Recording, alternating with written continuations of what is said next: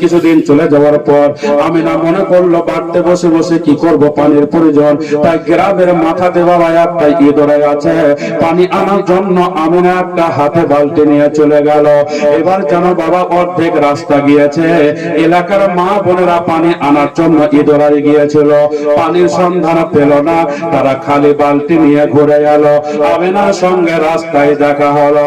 ওরা বলছে আমিনা, ও বলে আমিনা, যে লাভ হবে না, যে লাভ হবে না, কারণ এই যে দেখো খালি বালতি নিয়ে ঘুরে এলাম, পানির সঙ্গে আমরা দেখা পেলাম না। এত পানি ইঁদুরাই নিচে নেমেছে যে আমরা সবটি বালতির দড়ি একটা বালতিতে জোর দিয়ে নামালাম, পানির সন্ধান পেলাম না। জোরে বলুন সুবহানাল্লাহ।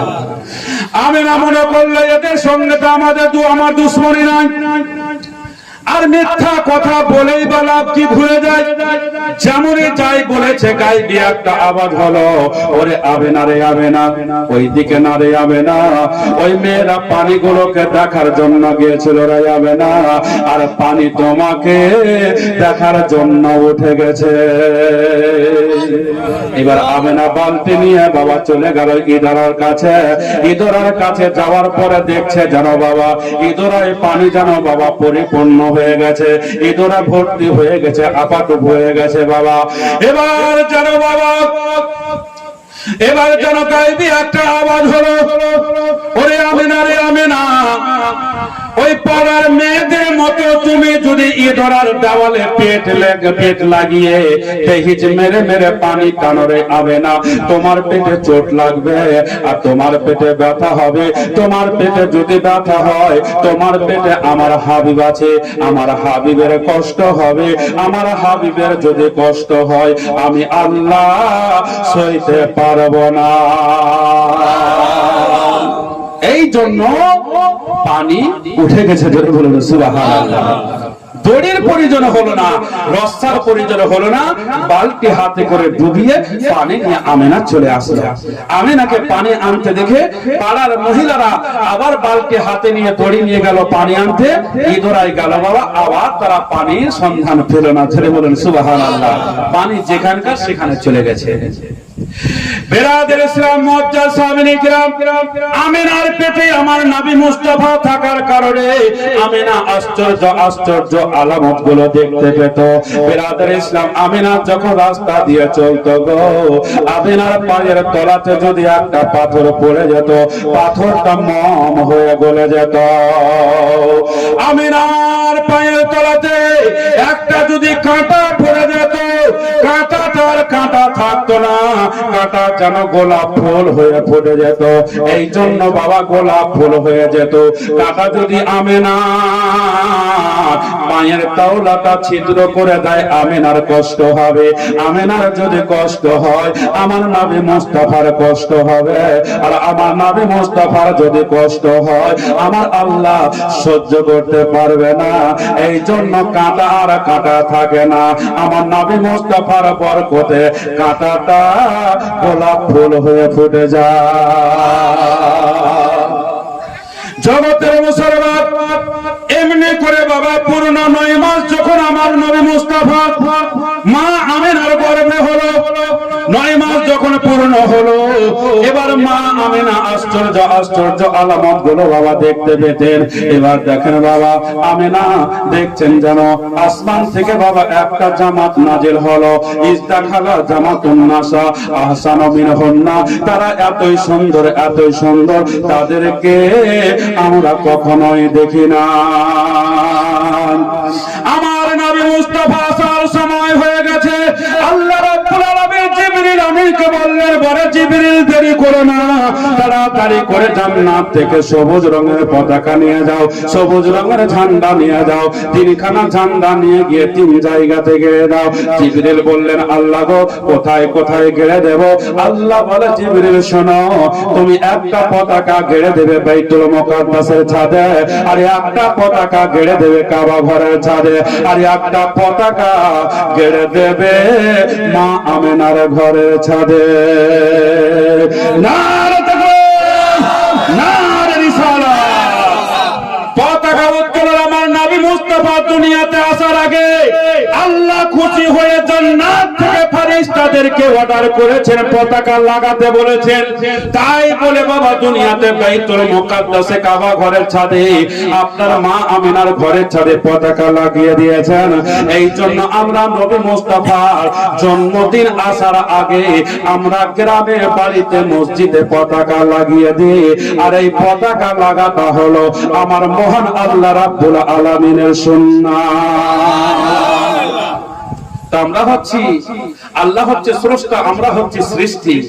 তো আল্লাহর সুন্নাত আমাকে পালন করতে হবে কি হবে না?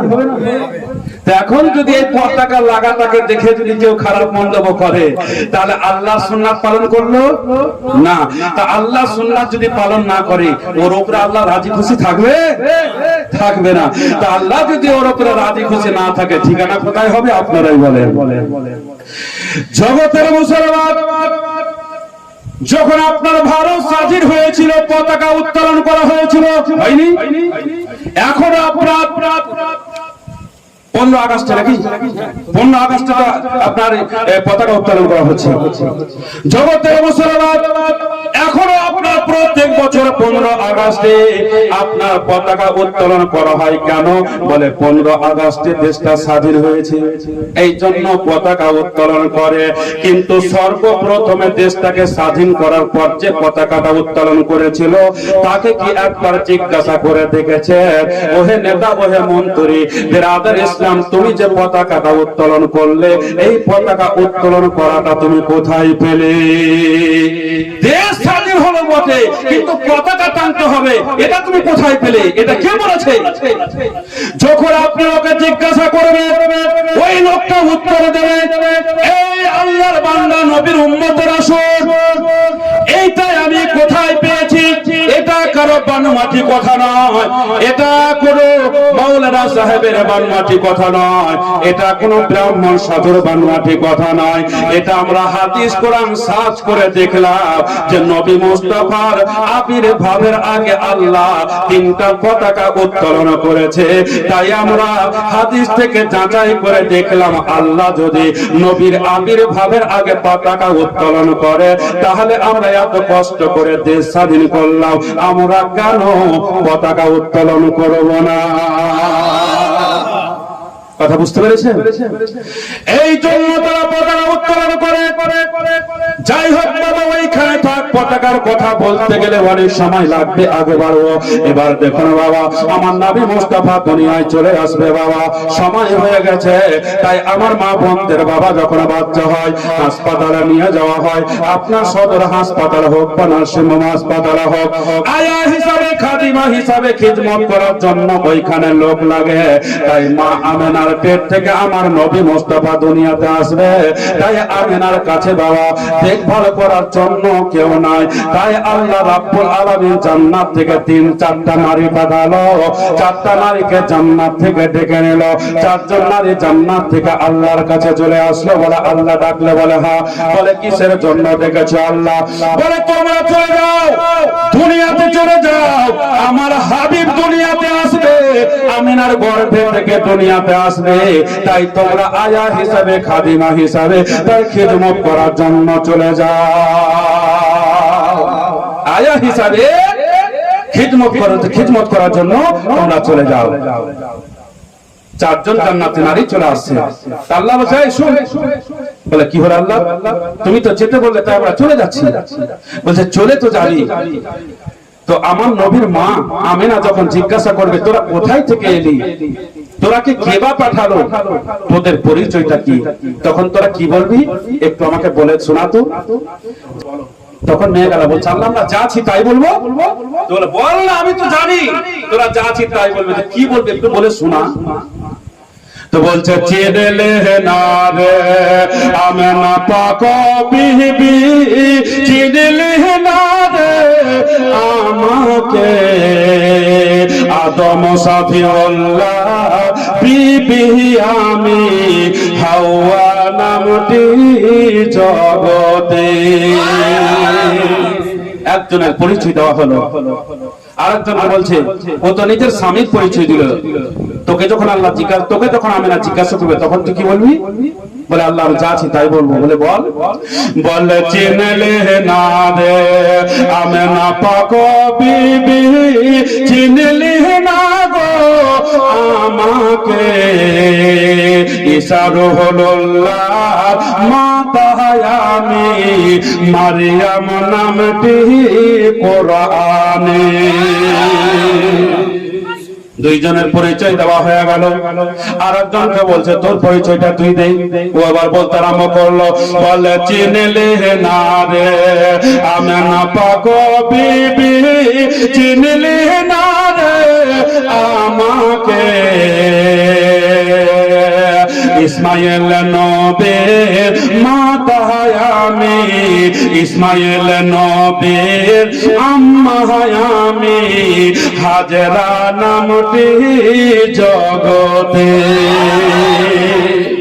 এমনি করে বাবা তিনজনের পরিচয় দেওয়া হলো। আর একজন চুপ করে দাঁড়িয়ে আছে, ভাবছে আল্লাহ এরা তো কেউ নিজের স্বামীর পরিচয় দিল, কেউ নিজের ব্যাপার পরিচয় দিল, আমি কার পরিচয় দেব? আমার স্বামী তো খোদা দাবি করা কাফের, আমি এখন কি বলবো? তো মেয়েটার ঈমান খুব তাজা ছিল, তাই বলছে যে আমার স্বামী মদখোর হোক আর কাফের হোক আর গানাখোর হোক, যাই বা হোক না কেন, তবুও তো আমার স্বামী, আমি আমার স্বামীরই পরিচয় দেব। তাই বলছে চিনলে না রে আমেনা পাক বিবি, আজ চিনলে না রে আমাকে, খোদা দাবি করা ফিরআউন বিবি, খোদা দাবি করা ফিরআউন বিবি, আসিয়া নামটি জগতে। চারজন বাবা নিজে নিজের পরিচয় দিল। আল্লাহ বলছে তোরা যা বললি একটাও বলা চলবে না। বলে একটাও বলা চলবে না? বলে না। তাহলে আল্লাহ আমরা কি বলবো যখন জিজ্ঞাসা করবে? বলে ওরে জান্নাতি নারীরা শোন, যখন আমার নবীর মা আমেনা যখন জিজ্ঞাসা করবে তখন তোমরা একটাই কথা বলবা যে আল্লাহ পাকের হুকুমে তোমার খিদমত করার জন্য আয়া হিসাবে তোমার খিদমত করার জন্য আমরা এসেছি। যা এটাই কথা বলে দিবে, আর দরকার নেই। বলে ঠিক আছে। চারজন নারী চলে আসলো। আসার পর এবার আমার নবী মুস্তাফা সাল্লাল্লাহু তাআলা আলাইহি ওয়াসাল্লাম দুনিয়ার বুকে বাবা চলে আসবেন। মা আমেনা আশ্চর্য আশ্চর্য আলামত দেখতেন। মা আমেনা দেখছেন হঠাৎ করে যে একটা শরবতের পেয়ালা নাজিল হলো, মা দুধের মতন সাদা, মধুর চাইতে মিঠা।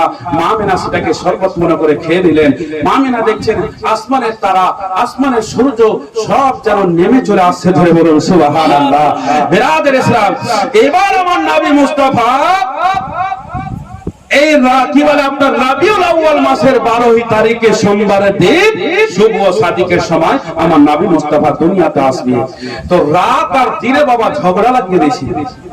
রাত বলছে আল্লাহ তোমার নবী হচ্ছে নূরের আলো, তোমার নবীকে আমি রাত আমার মধ্যে পাঠাবো, আমার শান ও শাওকাত বেড়ে যাবে। দিন বলছে আল্লাহ তোমার নবী হচ্ছে নূরের আলো, আমি হচ্ছে দিন, আমারও আলো, তাই তোমার নবীকে অন্ধকারে না পাঠিয়ে আমি দিন আলো আমার মধ্যে পাঠিয়ে দাও, আমি দিন আমার শান ও শাওকাত বেড়ে যাবে। দুইজনে বাবা ঝগড়া লাগিয়ে দিয়েছে।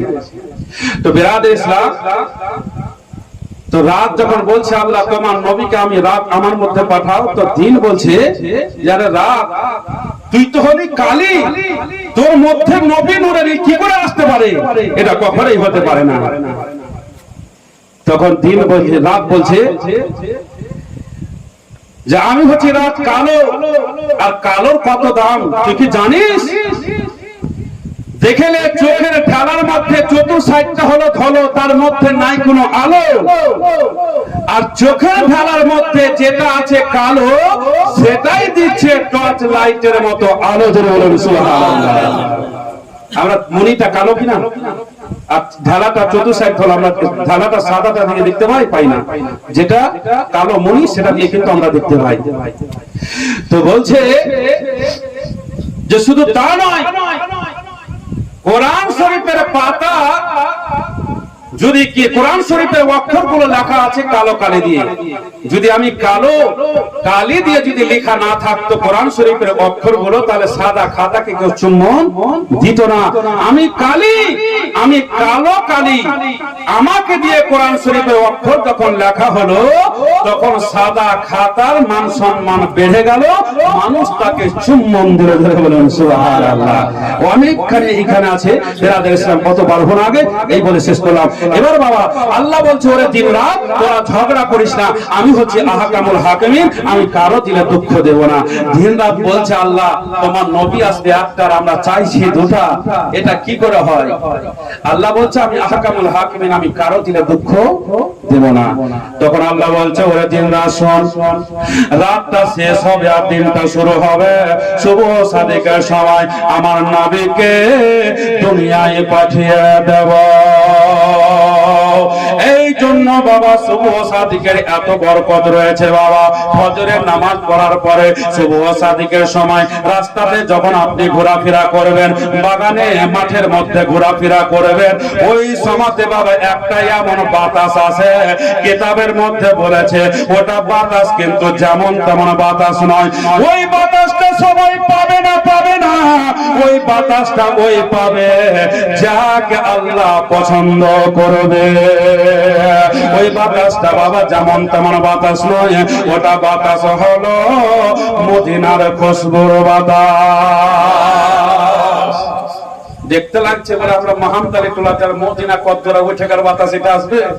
আল্লাহর কাছে কিছু তো অসম্ভব, সবই তো সম্ভব। সেটাকে মদিনার বাতাস বলা হয়েছে। তো এই বাতাসটা বাবা যারা মুনাফিক, যারা কাফের বেঈমান, তারা কিন্তু এই বাতাসের হাওয়া পাবে না। যারা হচ্ছে ইমানদার মুমিন, তারা এই বাতাসটাকে অনুভব করতে পারবে। জোরে বলুন সুবহানাল্লাহ। আর আমার নবী মুস্তাফা শুভ সাদিকের সময় আসার বরকতে রাত আপনার যতই গরম হোক না কেন, বিরাদের ইসলাম শুভ সাদিকের সময় ঠান্ডা হবে হবে। কথা ঠিক কিনা? বিরাদের ইসলাম, এটা হচ্ছে আমার নবী মুস্তাফার বরকত, এখনো আছে, কাল কিয়ামতের সকাল পর্যন্ত থাকবে।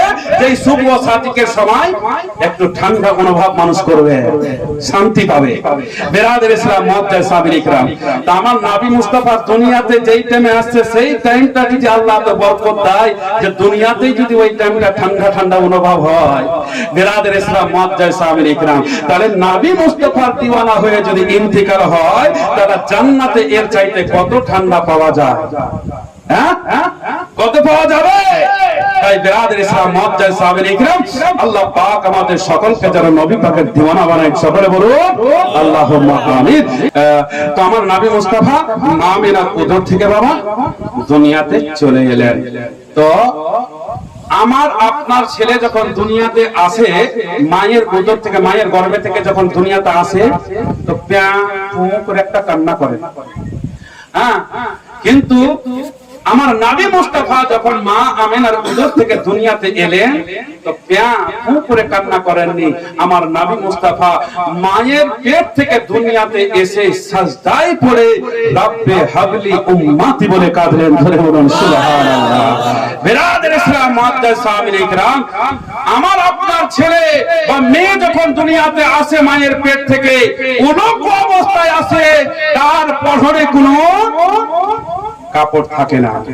কিন্তু আমার নবী মুস্তাফা যখন মা আমিনার উদর থেকে এলেন, রেশমি রুমালে তার গুপ্ত অঙ্গ ঢাকা। জোরে বলুন সুবহানাল্লাহ। বিরাদের ইসলাম মুআজ্জাজ সাহাবী ইকরাম, আমার নবী মুস্তাফা সাল্লাল্লাহু তাআলা আলাইহি ওয়াসাল্লাম দুনিয়াতে যেমন এলেন বাবা, সাতবার জমিনে আসমান জানতে পারলো। বিরাদের ইসলাম আল্লাহর হুরিরা, আল্লাহর গোলামেরা, জান্নাতের ফেরেশতারা সবাই জানতে পারলো। আর দলে দলে দলে দলে হুর গোলামেরা, ফেরেশতারা এসে মা আমিনার ঘরে এসে আমার নবী মুস্তাফাকে সালাম দিচ্ছে। জোরে বলুন সুবহানাল্লাহ। তো আব্দুল্লাহর বাড়িতে আমার নবী মুস্তাফার জন্ম হলো। তাই বলছেন আমার নবী মুস্তাফা যখন এলেন বাবা, তো আল্লাহর হাজার হাজার ফেরেশতারা সব যেন ঘেরাও করে নিয়ে আছে আর সবাই সালাম দিচ্ছে। আর আমার নবী মুস্তাফা যখন এলেন, তো নবীর দাদু আব্দুল মুত্তালিব রাদিয়াল্লাহু তাআলা আনহু কাবা ঘরে ছিলেন।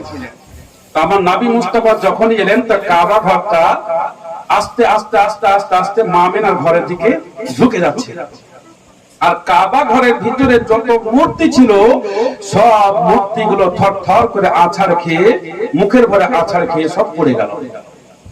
তা আব্দুল মুত্তালিব বুঝে গেলেন যে কাবা ঘর যখন আমেনার ঘরের দিকে, বাড়ির দিকে ঝুঁকে যাচ্ছে, নিশ্চয়ই আমার পোতা দুনিয়ায় চলে এসেছে। বলুন সুবহানাল্লাহ। আব্দুল মুত্তালিব খুশিতে বাবা চলে আসছে কাবা ঘর থেকে। কাবা ঘর থেকে এসে দেখছে তো আল্লাহর ফেরেশতা জিবরিল আমিন একটা চেয়ারে একটা তলোয়ার নিয়ে দারওয়ান হয়ে বসে আছে। তো জিবরিল যেমনই কি বলে আব্দুল মুত্তালিব যেমনই গেটের কাছে এসে বাড়িতে ঢুকতে যাবে, আল্লাহর ফেরেশতা জিবরিল বলছে দাঁড়া, ভিতরে ঢুকতে দেওয়া যাবে না। আব্দুল মুত্তালিব বলছে আমার বাড়ি, আমার পোতা হয়েছে আর আমি বাড়িতে ঢুকতে পাবো না? এটা কি করে হয়? বলছে এই জন্য ঢুকতে পাবে না, আমি হচ্ছি ফেরেশতাদের সর্দার, আমার নাম হচ্ছে জিবরিল, আমি হচ্ছি ফেরেশতাদের সর্দার, আর তোমার পোতা যেটা এসেছে এটা হচ্ছে সমস্ত নবীদের সর্দার। করে বলুন সুবহানাল্লাহ। তাই আল্লাহ, তাই আমরা খুশি হয়ে তোমার পোতা নবী মুস্তাফার আমরা জিয়ারত করছি, দিদার করছি। বিরাদার ইসলাম মুআজ্জাজ সামিন ইকরাম, তোমার পোতা আছে, তুমি তো কোলে নিবে, কোলে নিবে, বুকে লাগাবে, চুমো খাবে, মানা কেউ করবে না, কিন্তু আগে আমাদের জিয়ারত করা হোক, সালাত ও সালাম দেওয়া হোক, দুরূদ ও সালাম করা হোক, তারপরে আপনি ঢুকতে পাবেন।